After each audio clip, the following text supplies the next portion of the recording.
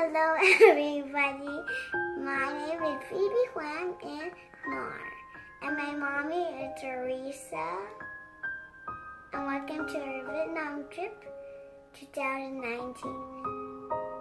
Bye! So this is called cơm cháy, which is basically the rice that's on the bottom of the rice pot that's a little bit burnt. A lot of people really like this. I'm not one of them, but apparently it's really good.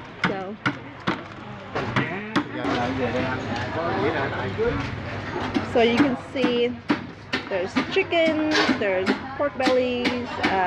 That is, it's almost like the Filipino version of adobo, which is eggs and pork, shrimp, vegetables, fish, and fish cakes, tofu. So this is what we ordered for today since it's Lent season. That is the clay pot fish, is the bomb diggity, take my word for it.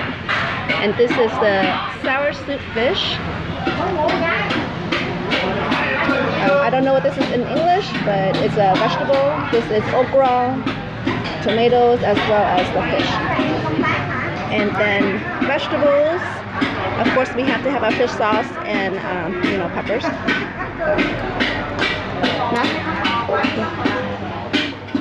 That's my mom. So as I mentioned, this here is actually one of my favorite dishes. It's a dish that I cook pretty frequently at home as well. It is ganju cá kho to, which is caramelized fish cooked in clay pot with sour fish soup. The soup is very refreshing. Next, we have one of my favorite noodle soups. It's bún mọc. It's not your regular meatballs, the meat is different, and the soup is very light, but sometimes less is more. And now we move on to my daughter's favorite noodle soup, which is penne noodle with pork soup. It's similar to the healthy chicken noodle soup, except this is made with pork. At the same location where my daughter is eating her penne noodle, I am having my noodle. This is called hủ tiếu. And what makes this place so special, or why I keep coming back to this place every year, is because the noodle is freshly made each morning. It is angel hair style, rice vermicelli. It is very chewy, and the broth is really, really good. The lady and her husband mix the broth each night with fresh bones, and as you can see from the soup, there's different types of condiments that you can add to it, but it's really good. And this is actually considered as hủ tiếu gõ. So basically the lady used to go around with just that cart to sell along the streets, but now she rent a little section in somebody's house. Chả cá thì lao, which is noodle soup with fresh fried fish, fish cake, fish balls, chives, and dill. This we have hot pot. They let you pick between land meat and sea meat. I chose sea meat, and this place is on the southeast of Vietnam. You can pick your own fish. They will cut and clean it for you. Now we have the wonton noodle soup. If you don't know what that is, it is egg noodles with different types of wontons. The wonton is the different types of meat and vegetables wrapped inside rice paper noodles. The one we chose is pork and chicken with peas. That's how I hide my vegetables for my kid. And as you can see also, the broth is very clear, so this is a hearty but refreshing meal. Now, for the life of me, I can't remember what specific soup this is, but this was taken in Hue, which is central Vietnam. So if you know what it is, let me know in the comments below. Next, we have bún riêu, which is also another one of my favorite soup. It's basically crab and shrimp broth in different types of tofu and meatballs and sausage. This picture was taken in central Vietnam, which is Hue, Vietnam. It is family style. Most of Vietnamese food are family style. And as you can see, we have rice in clay pot, the sour fish soup again, and the vegetable, I believe it is Vietnamese spinach with garlic, which is rau muống. I can't remember what that orange one is.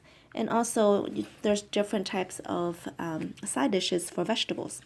Now we travel to Da Nang, Vietnam. This here is one of their specialty dishes. It is bún khô Đà Nẵng với thịt heo đen và gỏi cuốn heo đen, which translation is dry noodles without the soup broth with pork. But what's special about it is that the pork is from black pigs instead of the regular pigs, which is supposed to be tastier and pricier. And for those who knows me know that I love spring rolls, so I also ordered spring rolls with the black pork as well. The noodle is topped with seasoned quail eggs, seasoned shrimp, the meat, of course, as well as broken rice crackers with sesame, different type of vegetables. And since it didn't have any soup broth, what you do is they give you different type of sauce for it. And Da Nang is known for mắm nêm, mắm ruốc, which is shrimp paste, as well as they're also known for deer jerky, and we also have that as a side toppings as well. For all my fancy people out there, this place is for you. It is called the Chill Sky Bar. It's on the rooftop of one of the highest buildings in Ho Chi Minh City, District 1. Inside, there's a bar and lounge, and outside, there's 2 levels for clubbings.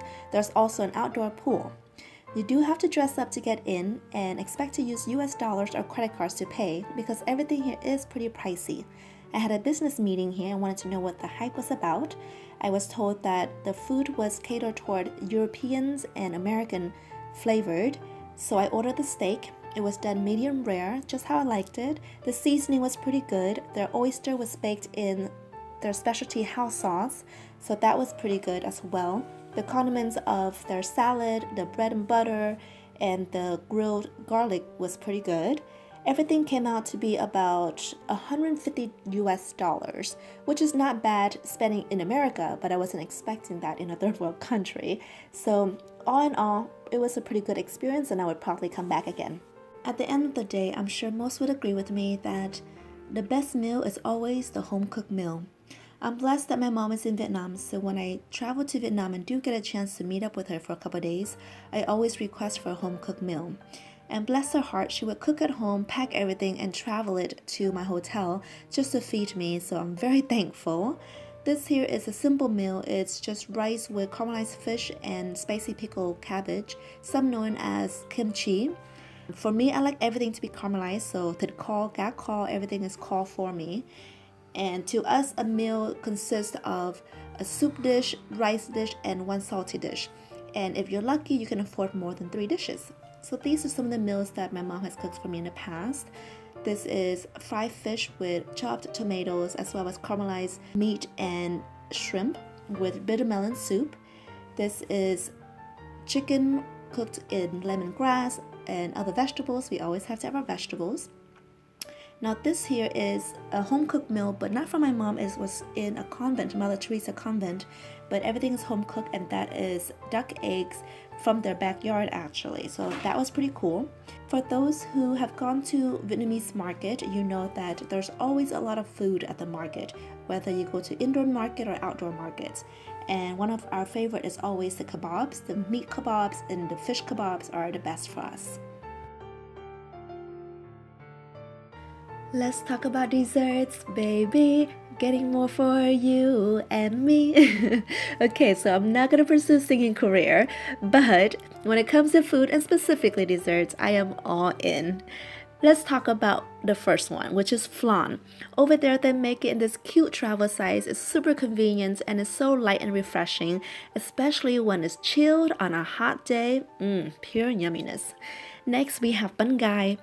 It's black sticky rice with sweet mung bean filling in the middle.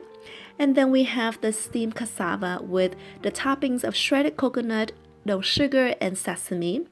Now let's talk about my favorite drinks, which is sugarcane juice with kumquat and coconut juice. On most days, we drink these more than we drink water, or sometimes in place of water. It's super refreshing. It's especially when it's cold, it's chill. It's so yummy.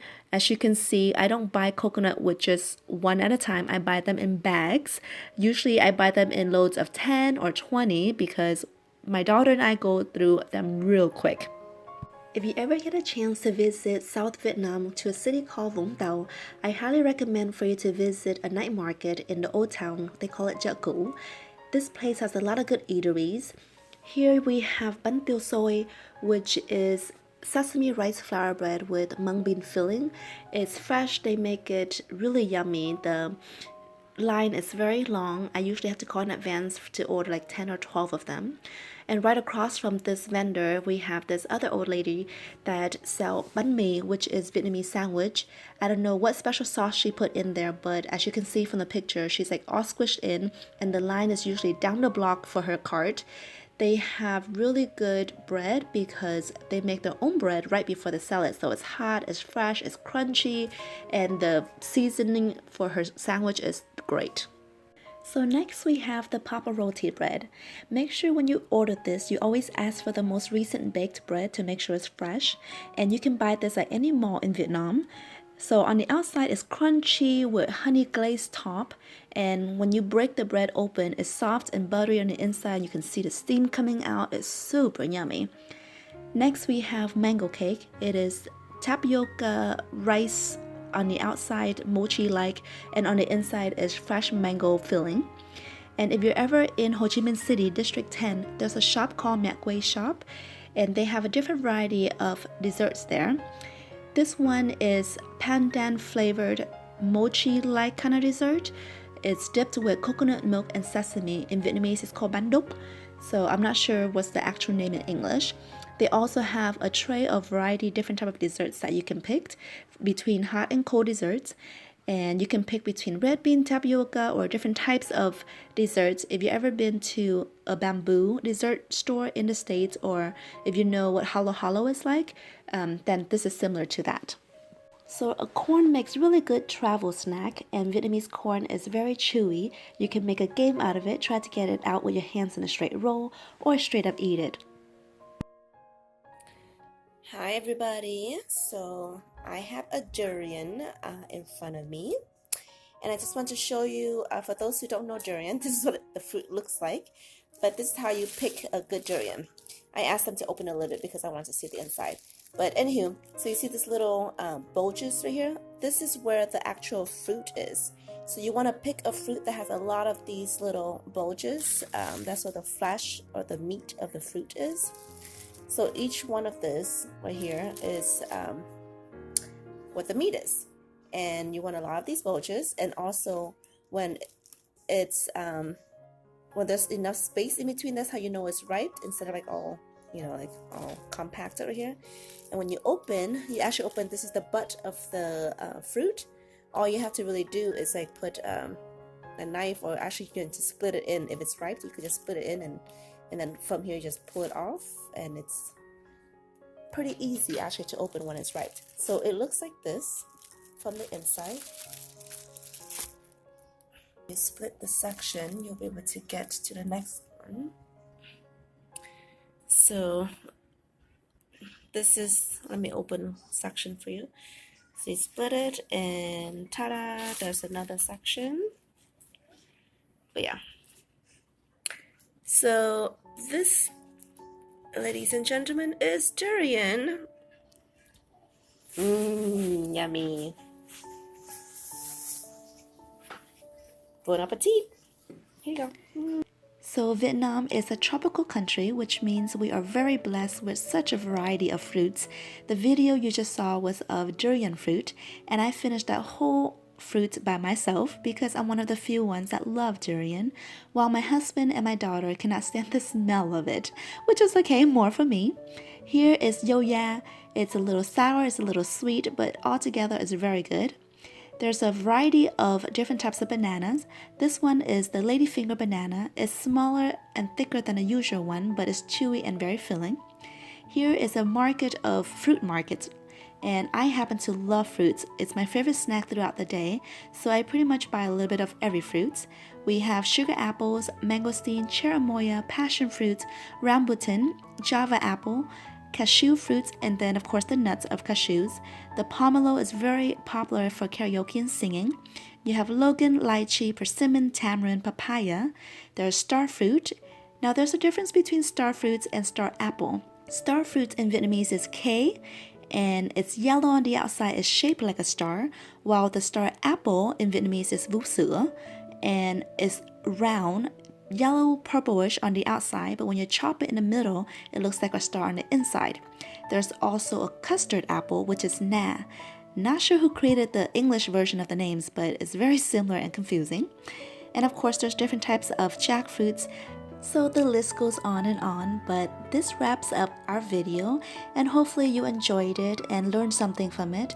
Please let me know in the comments below if you have tried any of this food or fruits or drinks before, and if not, and you're planning on doing it, let me know as well. Thank you so much for watching, and please press subscribe to support my channel. And until next time, this is Teresa Huang. Thank you and bye-bye.